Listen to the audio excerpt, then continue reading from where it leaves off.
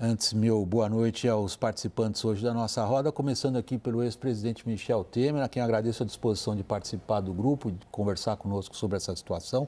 Boa noite, presidente. Boa noite, muito prazer, né? Daniel Hittner em Brasília, Thaís Herédia comigo e Caio Junqueira comigo aqui. Com a sua licença, presidente, nós vamos primeiro expor ao público um breve resumo do dia, para que as pessoas estejam suficientemente informadas sobre o que nós vamos conversar na sequência. Essa ação de hoje da Polícia Federal contra o ex-presidente Jair Bolsonaro e aliados foi a operação mais ampla no contexto de investigações sobre ameaças à democracia. Vamos ver o que embasou a ação e vamos ver a dimensão que ela atingiu. O que embasou a ação foi a delação de Mauro Cid, na qual ele refere-se a um plano de golpe, aos eventos de 8 de janeiro, às joias sauditas, gabinete do ódio e falsificação de carteiras de vacinação. Elas estão embasadas em vídeo de uma reunião ocorrida em julho do ano de 2022, um vídeo no qual está registrado que a cúpula do governo discute ataques ao TSE e opções em caso de derrota na eleição. Outro ponto a embasar as operações de hoje é uma minuta do golpe. Bolsonaro teria pedido e aprovado alterações no texto. Há mais elementos ainda para a gente considerar, por favor, a nossa segunda tela. Outros elementos que embasaram a ação é o que se apreendeu no celular de Mauro Cid. O que tem lá? Mensagens sobre instalação de um regime de exceção, conversas orientando manifestações golpistas, propagação de mentiras sobre o processo eleitoral e informações que levariam ao monitoramento do ministro Alexandre de Moraes. O ex-presidente Michel Temer, eu indago inicialmente, houve uma tentativa de golpe de Estado? Eu acho que houve uma intenção. Aliás, você relatou muito bem. Houve uma intenção e uma tentativa de ação. Quando eu digo tentativa de ação, foi aquele movimento que se deu em Brasília, mas de pessoas que não tinham exata e precisamente um plano completo. Porque o plano completo, você sabe, vou dizer uma obviedade, você só tem golpe de Estado quando as Forças Armadas querem. E as Forças Armadas não quiseram isso. Pode sim ter envolvido um ou outro general, não é?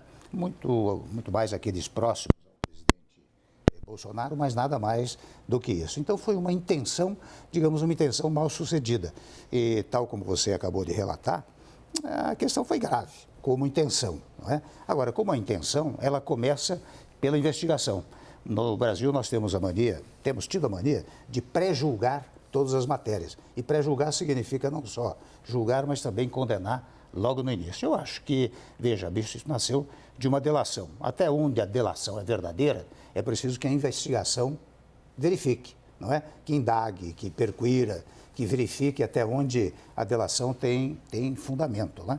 É claro, eu digo com muita franqueza, eu me surpreendi um pouco com os diálogos havidos e coletados nesse início de investigação e com reuniões que se verificaram sem digamos assim, sem nenhuma conclusão, porque a conclusão, se ela fosse verdadeira, deveria ser as Forças Armadas estão de acordo, o pessoal faz um movimento aí para invadir prédios, etc., e em seguida as Forças Armadas decretam uma intervenção definitiva no Estado brasileiro. Foi uma intenção mal sucedida. Presidente, eu queria te perguntar não sobre o impacto no bolsonarismo, que isso é meio manjado, mas o impacto na direita brasileira. Porque o governo Jair Bolsonaro foi um governo de direita. Qual que é o impacto de toda um ex-presidente de direita indo preso como Jair Bolsonaro, na direita brasileira, ali olhando até 2026? Eu acho que não foi bom, evidentemente, né? Mas eu creio, viu, Caio, que nós precisamos no Brasil tentar caminhar, depois de superar esses incidentes todos, né? Volto a dizer que foram graves, né? Mas depois de superá-los é preciso buscar uma certa tranquilidade nacional, uma certa pacificação do país. O país não pode o tempo todo, imagine o governo Lula agora, passar os próximos 2, 3 anos deblaterando com o governo anterior, ou com governos anteriores. Então é preciso mensagens de pacificação. E até tomo a liberdade de dizer que a imprensa, neste particular, e o programa de vocês aqui, tem uma função fundamental, porque de fora parte o compromisso que vocês todos têm de divulgar os fatos, também nos editoriais devem pregar aquilo que a Constituição determina. Eu às vezes sou repetitivo e às vezes aparentemente ingênuo, mas é o que eu ouço, viu, Thaís, de muita gente que me procura lá no escritório, que vêm conversar, eu estou fora da vida pública, mas muitos vão indagar, perguntar, não é? E eu digo, olha, eu acho que é preciso, basta cumprir a Constituição, nada mais do que isso. Sair deste clima de delito permanente ou de conflito permanente é fundamental para o país. Esta é a minha mensagem, eu insisto nela, porque eu acho que ela é absolutamente verdadeira. Thaís, o Daniel, você, Thaís? Eu vou. Okay. Presidente, o William citou há pouco a quantidade de operações que atingem aliados do ex-presidente Bolsonaro e muitos deles hoje insistiram na tese de que há uma perseguição direta do STF e das operações à oposição. As evidências de hoje não negam essa possibilidade ou ela existe? Eu acho que, eu não sei se subjetivamente, digamos assim, há a intenção de perseguir ou não, porque aí você sabe que o juiz também é um homem comum, não é? Ele muitas vezes é influenciado psicologicamente. Se ele está pretendendo perseguir ou não, eu não posso dizer. Se uma parte da área política da situação quer perseguir a oposição, também não posso dizer. Agora, o que eu posso dizer é que realmente esta matéria não pode ganhar a dimensão que está ganhando. Ela é grave, mas ela tem que ser solucionada por meio da investigação que se processará. Você veja que no Brasil nós tivemos outros momentos. Há poucos dias eu dizia, viu, William e Caio, eu dizia que muitas vezes há certos movimentos do Brasil que ultrapassam certos limites. E quando eles ultrapassam certos limites, logo ali adiante vem um outro lado que, porque o limite anterior foi ultrapassado, também ultrapassa os limites. Por isso que a tese de uma certa tranquilização do país é fundamental. Agora, claro, aqui comigo, digo, para o meu paladar político, houve um equívoco intencional, eu volto a usar a palavra intenção, que não deveria ter sido produzido. Nós estamos num país democrático e agora, para que todos os ouçam, vocês vejam que por mais que você tente muitas vezes abalar as instituições, não se consegue. Com isso nós estamos numa democracia plena. Não fosse a força democrática do país, não fosse a convicção democrática do povo brasileiro, e viu, Caio, aí eu não faço a distinção entre direita e esquerda, eu acho que são, com toda franqueza, preceitos superados. O que o povo quer é ter tranquilidade, é ter economia funcionando, é ter preço no supermercado, é isso que o povo quer. Daniel, em Brasília. Presidente, o senhor conhece muito bem o funcionamento das Forças Armadas e me parece que tem toda a razão ao afirmar que a cúpula das forças em seu conjunto não comprou o incitamento ao golpe de Estado que foi apontado hoje na decisão de Alexandre de Moraes e nas investigações da Polícia Federal. Porém, parece chocante ainda assim que tenha havido generais 4 estrelas que pertenciam ao alto comando das forças que sim aceitaram discutir abertamente ali em reuniões a possibilidade de um golpe de Estado.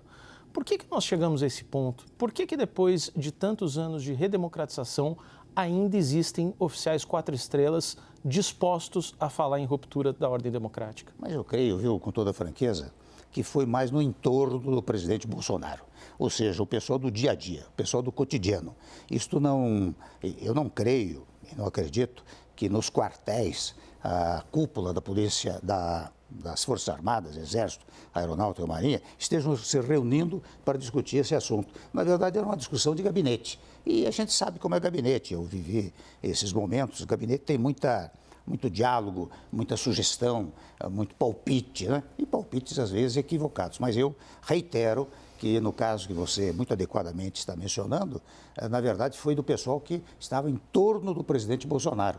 E nada mais do que isso. Você não tem uma expressão de uma grande figura do Exército, da Marinha, da Aeronáutica, que não estivesse no entorno pregando essa necessidade de um suposto golpe de Estado, né?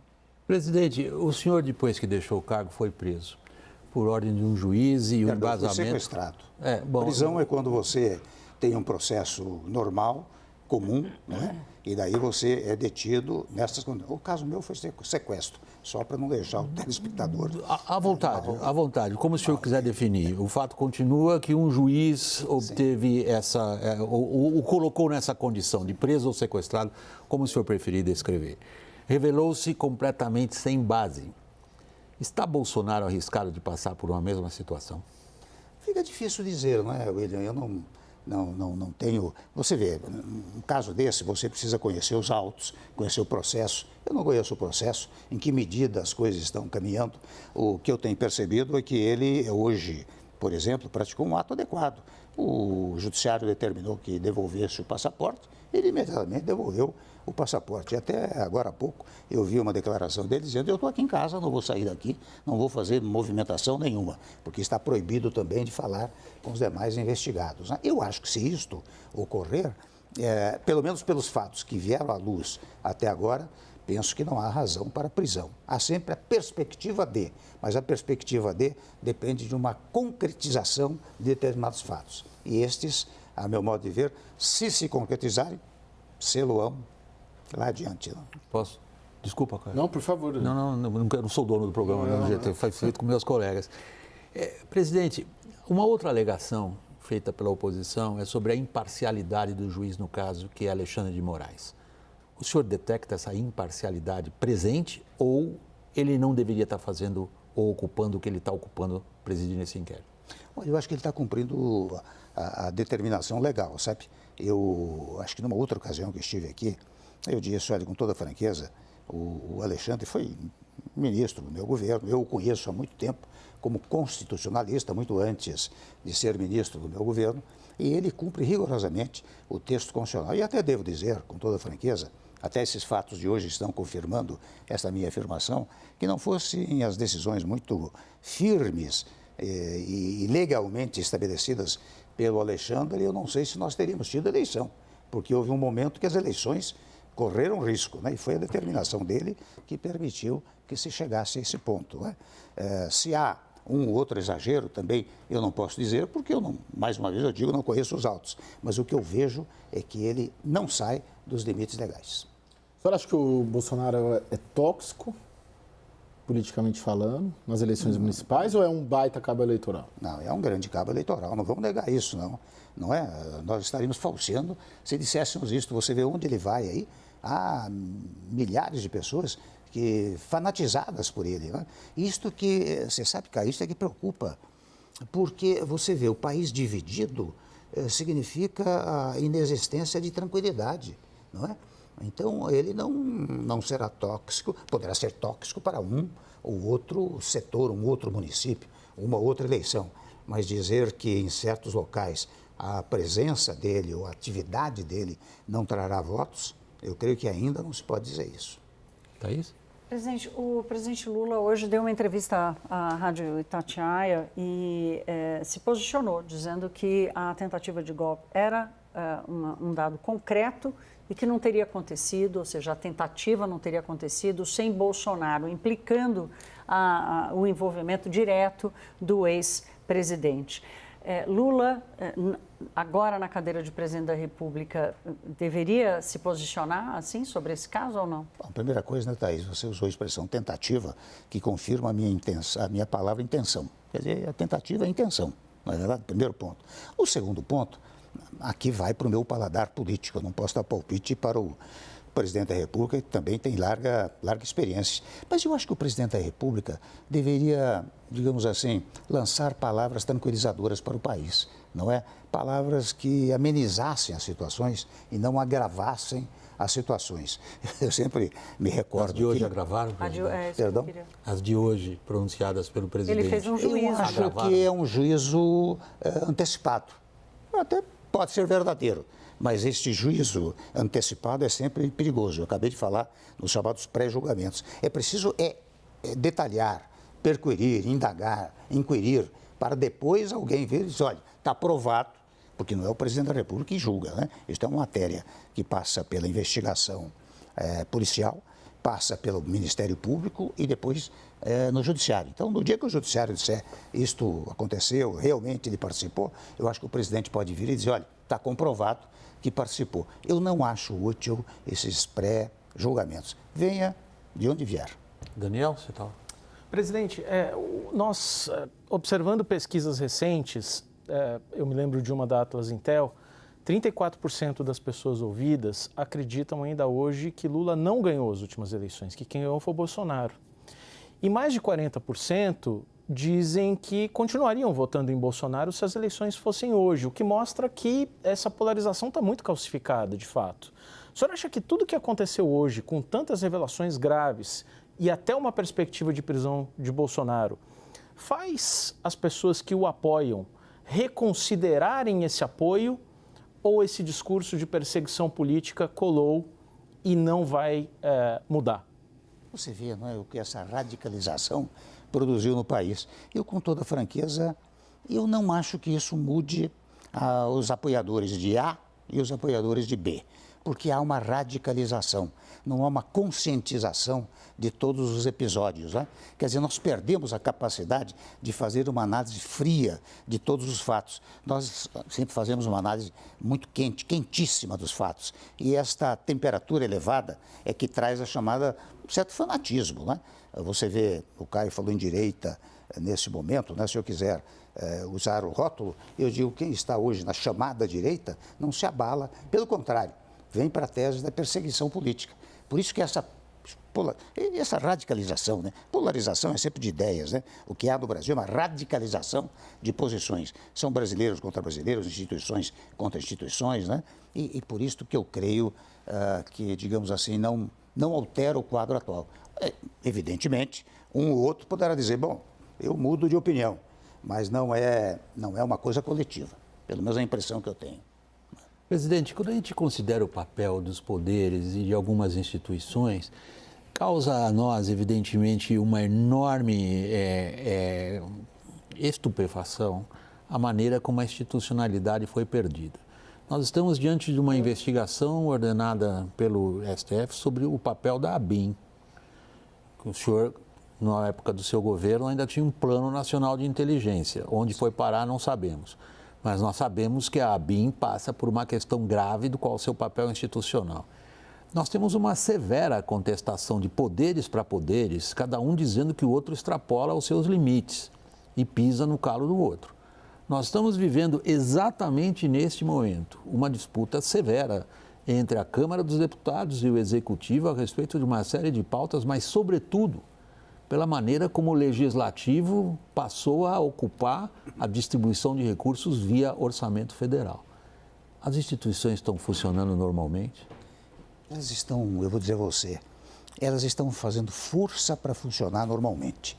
Porque é interessante, aqui eu volto ao tema da radicalização que existe no país. Essa radicalização, ela começa a tomar conta de todos os setores e, lamentavelmente, até, às vezes, dos poderes. Mas eu quero dar um testemunho aqui. Você sabe que eu estive em Zurique agora para abrir lá um congresso que lá se verificou. E lá estive com o Barroso, com o ministro Barroso e com o Rodrigo Pacheco, que foi a discussão maior que se deu nos últimos tempos. E nós não só jantamos juntos num dia, almoçamos juntos no outro dia, e eu vi a harmonia extraordinária entre o ministro Barroso, o presidente Barroso, e o presidente Rodrigo Pacheco. E até comentamos, é claro que inevitavelmente nós iríamos comentar que essa harmonia era fundamental, e eu não vi nenhum desagrado entre eles. Quer dizer, houve um pequeno embaraço, muitas vezes se exagera no embaraço que houve, né? Cria-se a situação de uma coisa tormentosa, mas quando você coloca os dois conversando, você vê que eles se entendem. Então, hoje, realmente, você tem razão, o Congresso Nacional acabou assumindo não só a sua missão constitucional de aprovar o orçamento, mas quase hoje de distribuir as verbas orçamentárias, né? E daí surge uma disputa muito grande com o Executivo, que não deveria haver, porque você sabe que não é sem razão. Eu tinha isso no meu governo. O parlamentar, ele vem de núcleos populacionais. Portanto, ele representa, seja o senador ou seja o deputado, ele representa setores da nacionalidade no plano pessoal e no plano territorial, nos municípios, etc., estados, né? Então, não é, digamos, inadequado que o parlamentar sugira a remessa de verbas para tal município, para tal estado, etc. Eu acho, e este seu programa está servindo para isso, né? Para dizer, olha, vamos acabar com isso, vamos acabar com a radicalização, porque, vou dizer uma coisa óbvia, né? A Constituição determina a harmonia entre os poderes. Esta é uma determinação da única autoridade que existe no país, que é o povo, para as autoridades constituídas. As autoridades constituídas são secundárias, portanto, devem prestar obediência à vontade primária, que é a vontade popular. Então, digo eu, Quando há uma desarmonia, está havendo uma inconstitucionalidade. Mas eu não acho que chegamos a esse ponto. Eu acho que os poderes ainda conseguem se entender. Eu tenho tempo para mais uma pergunta. O senhor vê uma aliança política hoje, um alinhamento político do Supremo com o Palácio do Planalto? Jogam juntos? Não, eu acho que conversam bastante. Né? Mas convenhamos que a harmonia também depende do diálogo. Né? Eu acho que conversar, não pode conversar só com o executivo, né? Tem que conversar com o legislativo. Mas o exemplo que eu acabei de dar do Barroso e do Pacheco mostra que eles dialogam entre si. Presidente e ex-presidente Michel Temer, nosso muito obrigado pela sua disposição de participar da nossa roda. Boa noite, presidente. Muito boa noite a vocês.